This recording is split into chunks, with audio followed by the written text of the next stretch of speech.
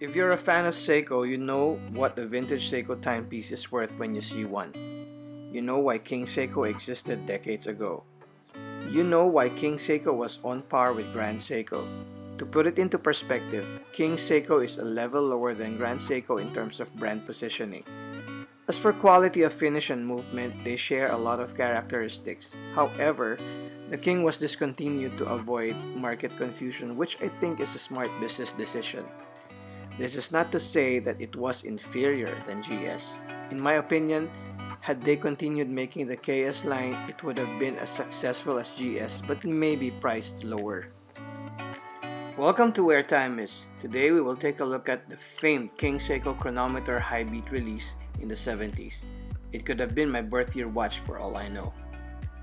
Based on my research, Seiko was kicked out of the Swiss chronometer competition because they kept beating Swiss brands allegedly.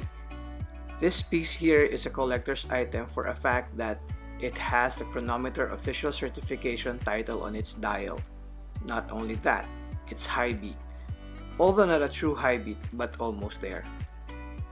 The 56KS was made by Suwa Factory, and the Grand Seiko's 56GS series used the 5600 series movement, including the Lordmatic watches and Seiko chronometers. It was introduced in 1968 and featured an automatic 28,800 beats per hour with 25 jewels and a 47-hour power reserve. It has a 36mm diameter case which is made of stainless steel and a thickness of 10.6mm with a lug width of 18mm. So the lug to lug distance is 42mm. This particular piece has a sunburst gray dial and applied indices and logos. It has a signed crown that says KS, and the case back has the golden medallion that says Seiko KS chronometer, and around it are pertinent information.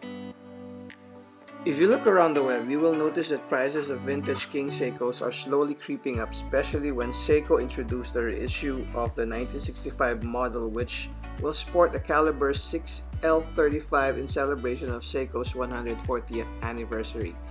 Bear in mind that this reissue is not cheap. Be ready to sell one of your kidneys. But you can actually purchase a 44KS for a much cheaper price and still get the original release. I think that's a better option. The title of this video is King Seiko, Poor Man's Grand Seiko. Is it? Looking at the current value of vintage KS and vintage GS, you'll notice that Grand Seiko prices are way above King Seiko's. For one, GS have higher demand than KS, maybe because of the prestige of having one in your collection. Also, Grand Seiko preceded King Seiko in development and release since KS was discontinued. GS had the upper hand in developing more modern movements such as the spring drive and refining the finishing of their cases. Having said that, King Seiko is not cheap in terms of value for money and prestige, as it trailed GS in development. On par even.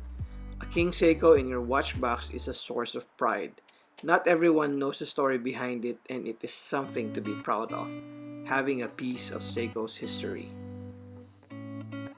In this part of the world where I acquired this timepiece, only a few can appreciate the value of collecting vintage watches. I've spoken with a bunch of them asking me about Seiko and Omega, asking about history, prestige, and the value of acquiring these brands. Only a few of them are convinced. To them, if the case is gold, it's a go. There are vintage watch sellers here who find it difficult to flip a KS chronometer watches such as this. It's disheartening, to be honest. But in my native land, the Philippines, the vintage watch market is alive and kicking. There are tons of timepieces being sold every day online. I am actually looking forward to trade watches there sometime this year. Alright, let's see how this looks in various bands. Now, this is a stainless steel bracelet from Japan. I think it suits the watch. And this is an ostrich leather strap from cheapestnatostraps.com. Not my favorite, but I think it works. Last is a tan vintage leather strap. I can't decide if it looks good or not. What do you think? If you have suggestions or recommendations, please write them down in the comment section. Thank you for watching. If you enjoyed this video, please press the like button and subscribe.